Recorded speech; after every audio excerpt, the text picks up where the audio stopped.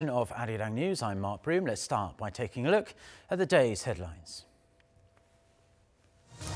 The denuclearization process appears to have gone off the boil, but the diplomatic efforts rumble on.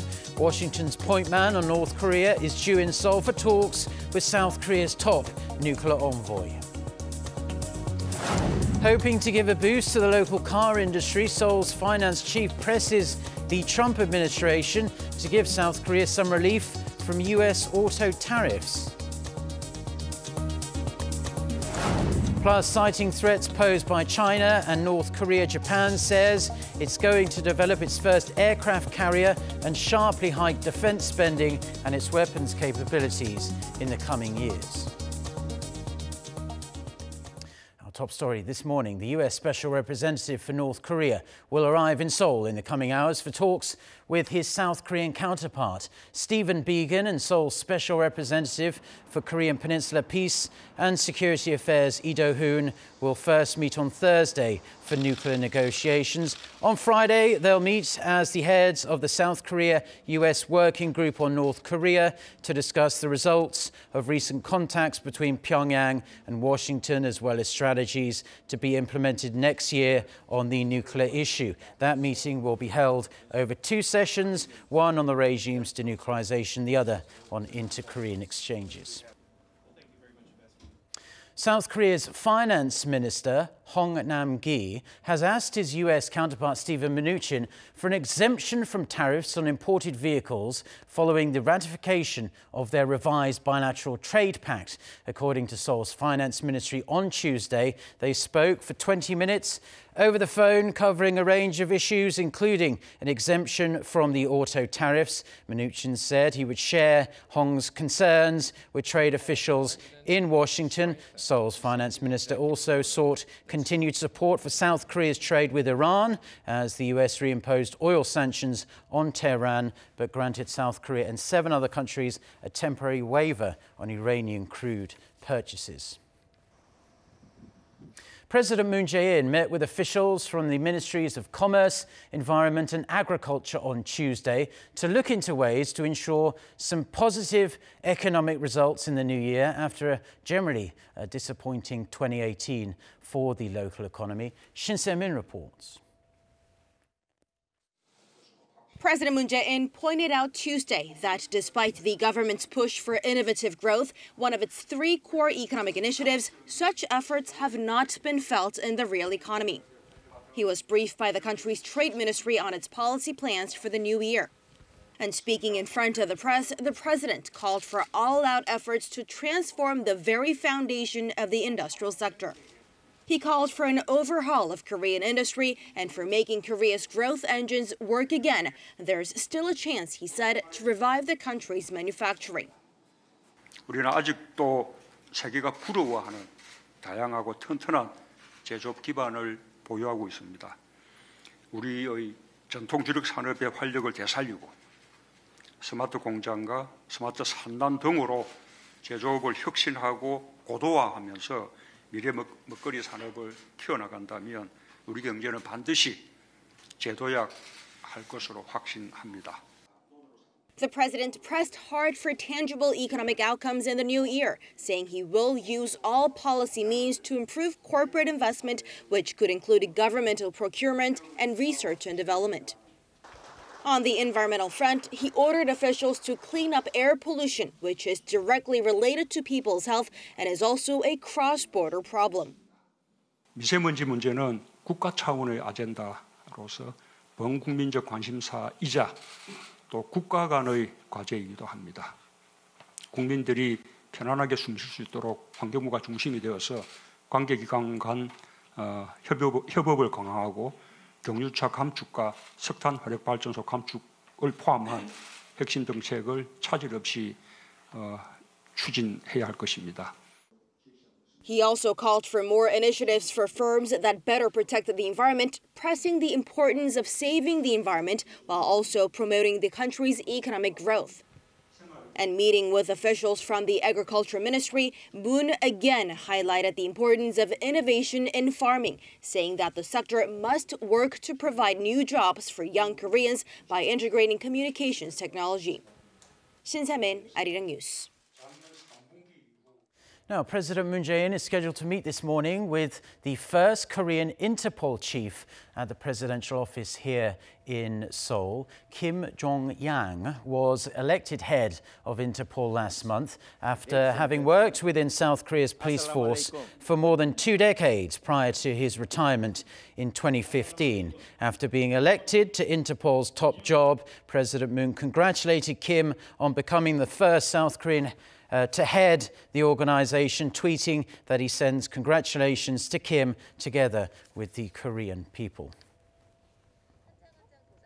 Marking 40 years of market liberalization in China, Chinese President Xi Jinping is demanding the unswerving implementation of reforms, but only on Beijing's terms. In a speech on Tuesday, the Chinese leader called for support for the state economy and development of the private sector. Lee Seung-jae with this report. China will never pursue hegemony. This is what President Xi Jinping told the Chinese public on Tuesday as global concerns simmer over the country's growing influence on the global economy. China's development poses no threat to any country. No matter what stage of development it reaches, China will never seek hegemony. Marking 40 years of market reforms, President Xi reiterated China's commitment to a multilateral trading system and pledged to further open up its economy. However, missing from his 90-minute speech were any new initiatives to counter China's slowing economy and trade frictions with the U.S.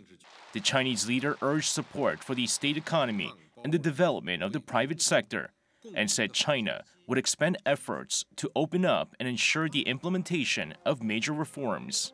He also praised the country's recent achievements, giving special credit to former leader Deng Xiaoping, whose reform 40 years ago, according to Xi, saved China from the brink of economic collapse following the Cultural Revolution.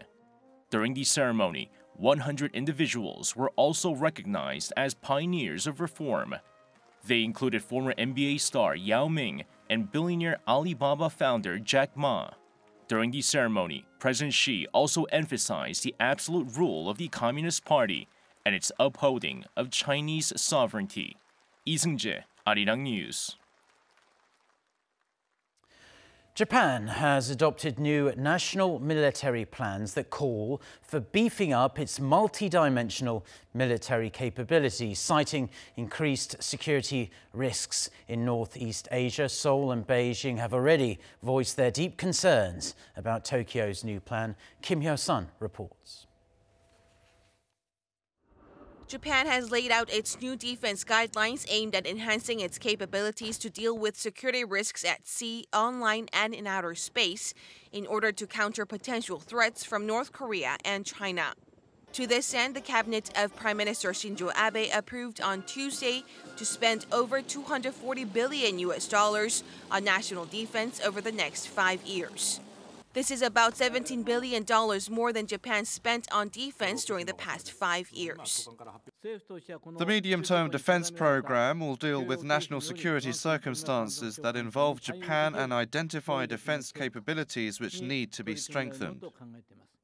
The new guidelines also include plans to upgrade its largest destroyer Izumo into a de facto aircraft carrier, yet use it not as an, quote, offensive aircraft carrier, which Tokyo cannot possess under its post-war defense-only national policy.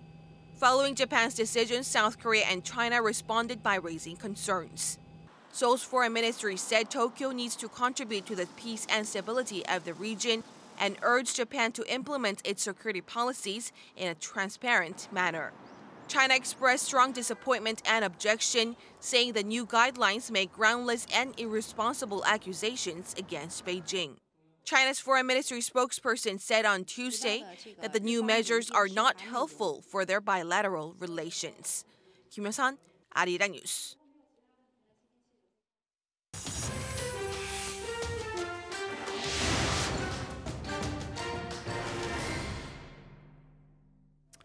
Automakers in Europe have criticised a new EU agreement which aims to cut carbon emissions on newly made vehicles. For more on this and other news from around the world, let's turn to our Adam. Adam, tell us more. Well, Mark, EU officials struck the deal on Monday, and it aims to reduce CO2 emissions by 37.5% by the year 2030, while emissions from new vans will have to be 31% lower. That was halfway between the European Council's target of a 35% cut and the European Parliament's 40%. The European Automobile Manufacturers Association, which represents a host of European and Japanese car makers, reacted angrily. The lobby group said the deal was politically motivated and unrealistic. The 37.5% CO2 reduction target as proposed now by the environment ministers and the European Parliament is going to be, in our opinion, too ambitious and not realistic based on the facts we know today. On top, it will have major implications on jobs, because the higher targets mean we have to move much faster towards electrification in the near future, which will inevitably mean we have to reorganize our production units, our plants, which will have an impact on jobs, because you need, in principle, less people to produce electric vehicles than fuel combustion cars. Environmental groups, meanwhile, were also not happy with the agreement, but they said the targets actually needed to be higher. The European Federation for Transport and Environment said the deal was not enough to meet the EU's 2030 climate targets or the goals of the Paris Climate Agreement. Thousands of British troops are on standby to respond to any fallout stemming from a possible no-deal Brexit. The UK's Defence Secretary, Gavin Williamson, announced the deployment on Tuesday as London makes contingency plans for Britain crashing out of the EU with no deal. The troops include engineers, mechanics and drivers, mostly drawn from a number of army regiments, and they will help the government departments if needed. The government has also advised businesses to make their own contingency plans. With 101 days now left until Britain leaves the EU, Prime Minister Theresa May is desperately trying to persuade hostile MPs to vote for her Brexit deal. English football club Manchester United have sacked their manager Jose Mourinho after a prolonged slump in form. The 55-year-old Portuguese took over at Old Trafford in May 2016, and his relationship with some of his key players appeared to have disintegrated recently. The club have also performed poorly this season, sitting 19 points behind current league leaders Liverpool, and it's the club's worst start to a season in 28 years. The lacklustre form comes despite spending £400 million on 11 players. Man United said they will name a caretaker manager until the end of the season.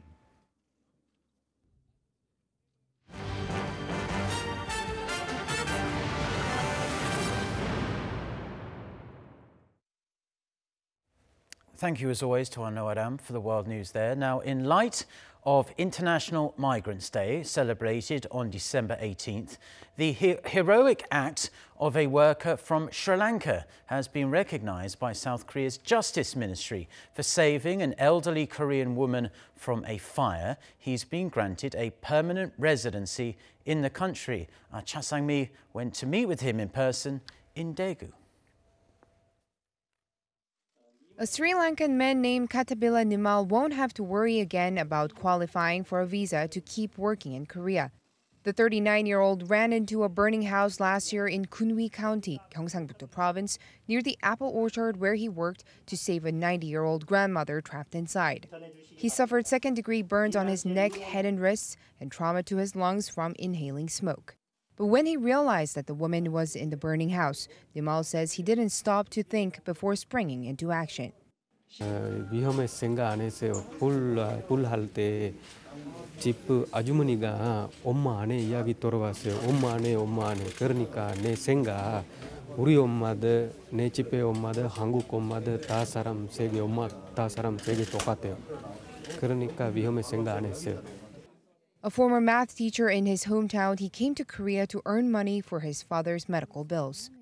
In recognition of his heroic deed, the Justice Ministry on Tuesday granted him a F5 visa, which gives him permanent residency after a unanimous vote by the members of the Council for the Protection of Foreigners' Rights. This is a more meaningful residence permit because it comes from the gratitude of all our citizens. Mr. Nimal touched the hearts of our people through his righteous deed of saving a life. He reminded us of the nobleness of life and taught us to see the foreigners around us in a more friendly way. This is the first time the South Korean government has granted permanent visa status for a foreigner, not because they are married to a resident or because they have invested money in the country, but for a righteous deed for saving a South Korean citizen's life from danger. As of the end of October this year, there were nearly 2.4 million foreigners living in Korea on long-term visas, but less than 6% of those, roughly 140,000, had F5 status. Sri Lanka's most senior diplomat in South Korea expressed pride in his countryman's actions and said this will strengthen bilateral relations. Diplomatic ties, we celebrated 40 years anniversary last year. So this can be a kind of a very important incident where the people-to-people connection will grow up with this incident. Meanwhile, Nimal is now looking for plane tickets to Sri Lanka to go and celebrate with his family. Cha Sang-mi, Arirang News, Daegu. Now, Korean ramyeon, one of the country's most popular food exports, is expected to reach $400 million of exports this year for the first time ever. This year's ramyeon exports reached a record $385 million by November, overtaking last year's total of $345 million of exports. The increased amount of outbound shipments are due to the food's growing popularity in the US and Southeast Asia. In the US, sales are expanding by to large retail outlets, and in Southeast Asia, spicy ramyeon has become increasingly popular. Now, in the summer, 6 South Korean firms set up shop at a place in Seoul. It's called Google for Startups. The tech giant is not only providing them office space, it's also helping the companies network with various experts. And on Tuesday, the CEOs of the local companies presented what they've achieved in their first 6 months under Google's wing. Go Do-hoon reports. Last year, Shin Ki-young started a company that would combine artificial intelligence with fashion. And now, as CEO, his company is headquartered at Google for Startups. It uses AI to help clothing companies choose designs and styles that go well with their product lines. Shin says that because of the workspace supplied by Google, his business was able to grow. I met many people here working for AI or machine learning businesses. I think one of the biggest strengths of this place is networking.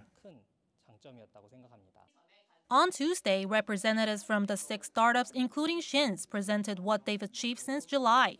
They were able to raise investment worth around $4.4 million, and they grew in terms of staff by 30%. This was possible thanks to Google providing a working space, mentoring, and global networking opportunities.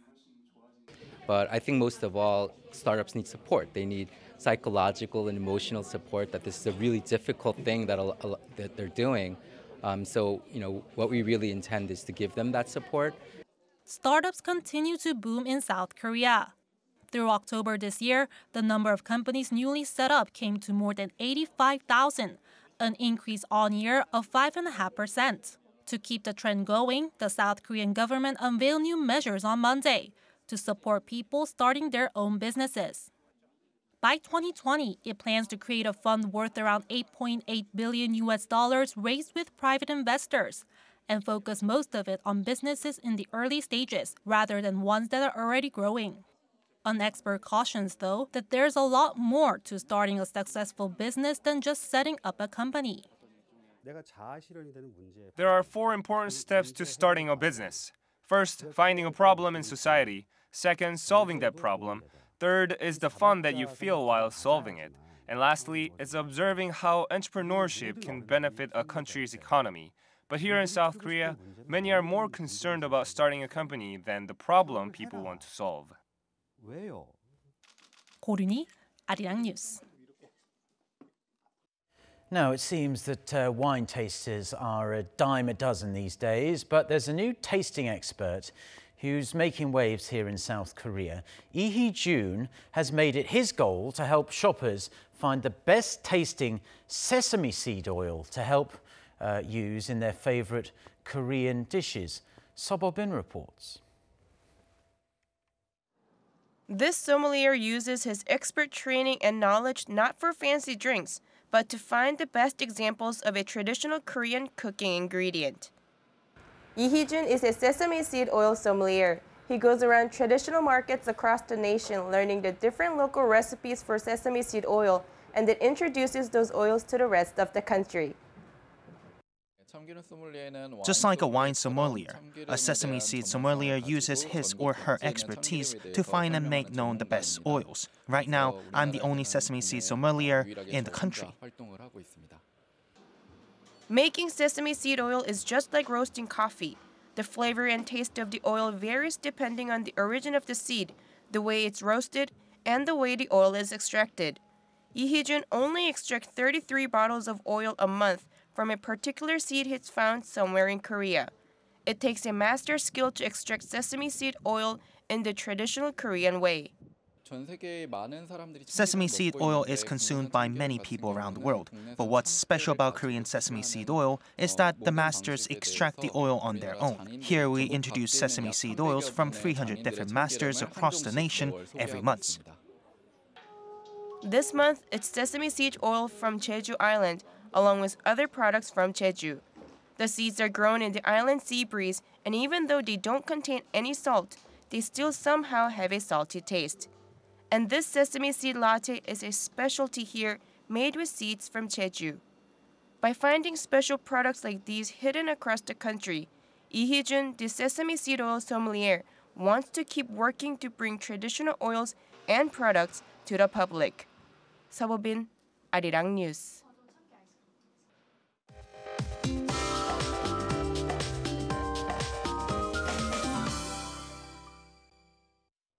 Good morning. No chilly conditions today, and we can expect a dry weather and mild temperatures to stick around for the next couple of days. Meanwhile, parts of Gyeongsang-do and Gangwon-do provinces are under a dry weather advisory. But in recent years, mild winter days are not that welcome for most of us in Korea, as we get to see dustier conditions on milder days. And those in southern provinces and metropolitan areas could see rising dust levels. So again, be sure to have a face mask to protect yourself. The air quality is likely to remain bad or even get worse during the day. Partly sunny skies will send temperatures to double digits for southern regions. Jeju topping out at 17 degrees Celsius this afternoon, feeling more like mid-November, while Seoul will get up to 7 degrees this afternoon.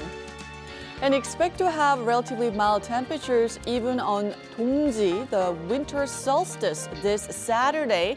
Then after Christmas, we'll see temperatures dipping down here in the capital. And as for Seoul, we'll have dry weather with no rain or snow.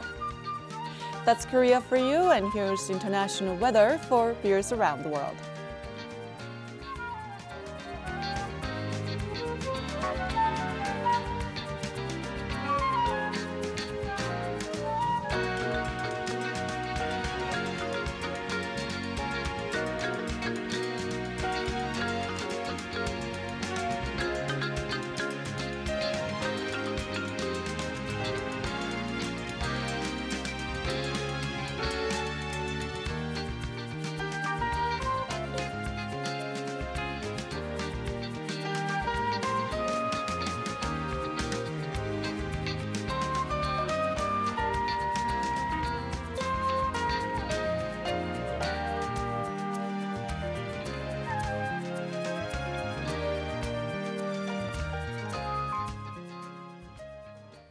Well, that's all we have for now on this Wednesday morning here in Seoul. Do stay tuned to us on Arirang TV.